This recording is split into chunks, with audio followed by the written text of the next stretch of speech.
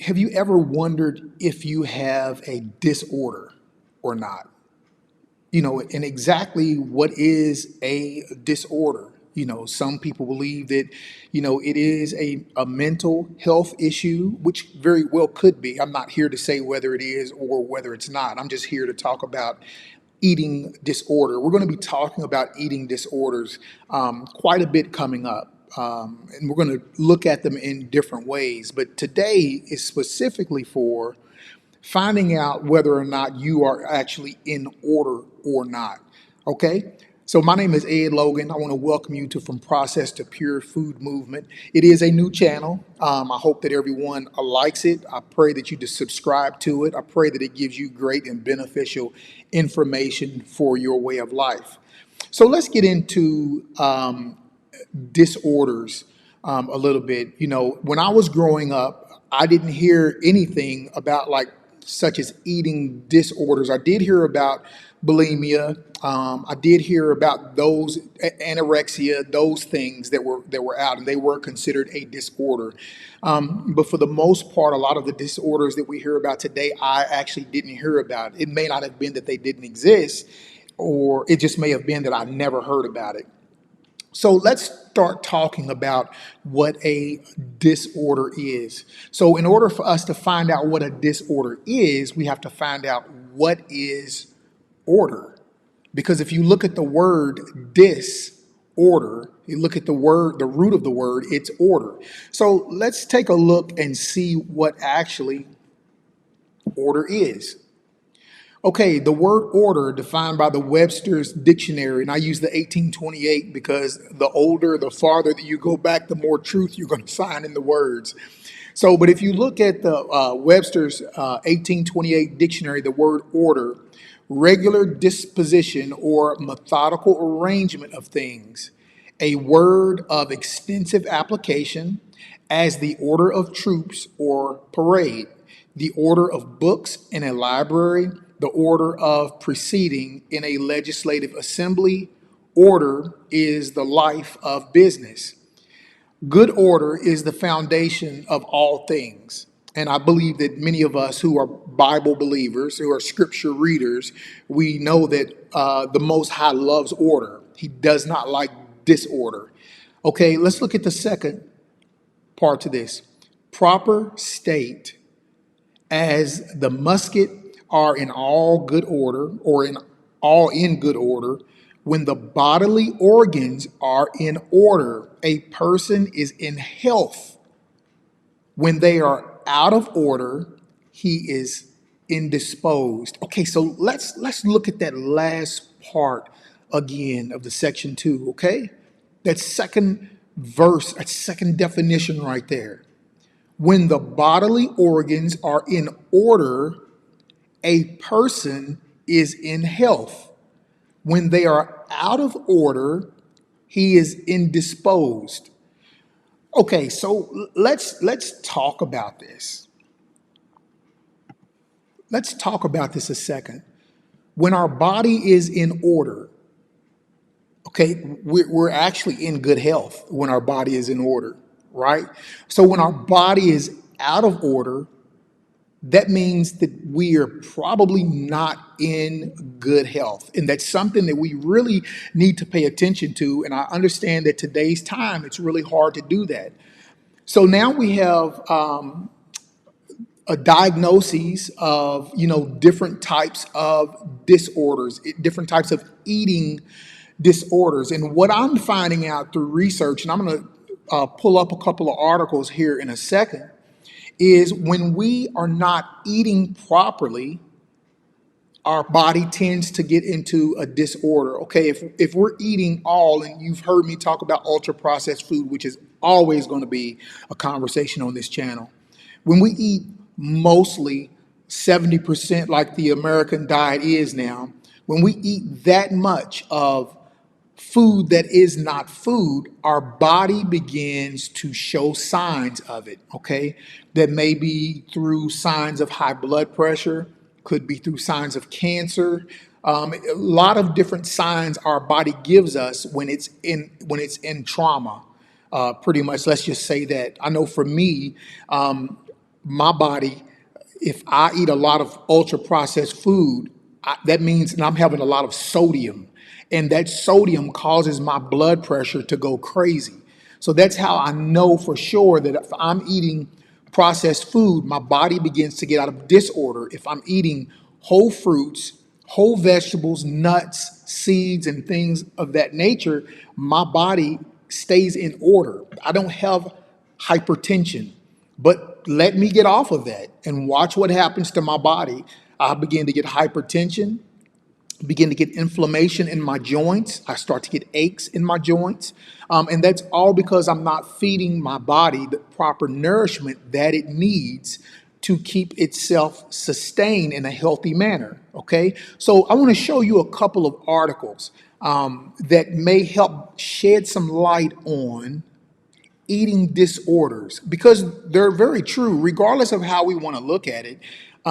Either we're in order or we are out of order. So if we're not in order, we're out of order. So if we're not eating properly, if we're not eating the correct way, if we're not feeding our bodies the proper nutrition, guess what? We are in eating disorder. So I'm not arguing at all against eating disorders and whether it's just something that has been brought up today for us to have a diagnosis on and then for us to blame the issue on. This is not what this video is about. If we are eating out of order, we are in disorder. We are having an eating disorder. That's basically what is really going on. You can't be against that eating disorder because that's basically what it really is. All right, so let's look at a couple of things. So I'm going to share my screen with you because I want you to see something pretty interesting. No, we don't want that one. Let's get that off. Okay, so here we go. Check out this. Eating disorders, facts about nutritional deficiency and effects on mental health. Listen, I'm very serious when I say if we're not feeding our bodies what we need, our bodies are going to revolt. It's going to force you to do things that you don't ordinarily want to do. So let's look at the first couple of paragraphs here. It says, how do eating disorders affect nutrition and mental health? I would venture to say that having nutritional deficiencies can cause eating disorders. Did you hear that?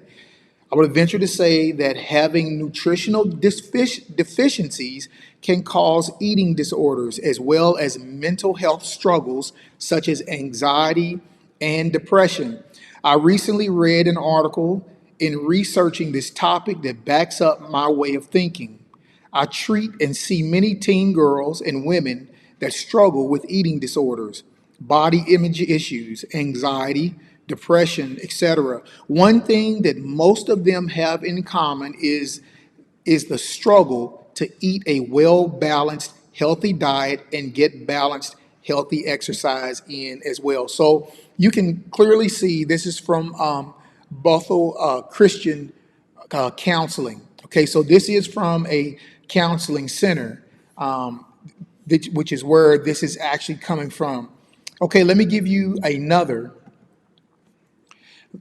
This is from PubMed, National Library of Medicine. I rely heavily on this place. Listen to the title: micronutrient deficiencies and supplementation in anorexia and bulimia nervosa. A review of literature. Let's look at the abstract for a second. Anorexia and bulimia nervosa are characterized by unbalanced eating patterns that include inadequate dietary intake of various nutrients. Okay, that right there really is all I want to read of that. You can go and read that whole article, and we're going to find out that it is going to be saying pretty much the same thing. If we're not giving our bodies its proper nutrients, our bodies are they're going to fight to get what it needs. And a lot of times what happens is we have this urge, our body is craving certain things, but what we're doing is we're putting the wrong things into our bodies, which causes us, to even binge eat. Hey, I was a binge eater. if we want to give it that label, that's what I was. I would literally, I would try to eat right for a little while, and then I would just go crazy on junk food. I would go crazy on it. And then I would get so sick. I'd be eating and be so down, so run down from eating all of that mess that I would quit. And then I would say, I'm going to do better. I got to quit this. And then I would go for a period of time, and I would then wind up doing this. It was a cycle that I was doing over and over again. It was a cycle that was happening. And really, when it comes to binge eating, that's exactly what is taking place. But when I started eating properly, when I started eating whole food, when I started eating mostly fruit actually, and also whole plants such as vegetables, nuts, when I started eating those things, I didn't have those cravings anymore.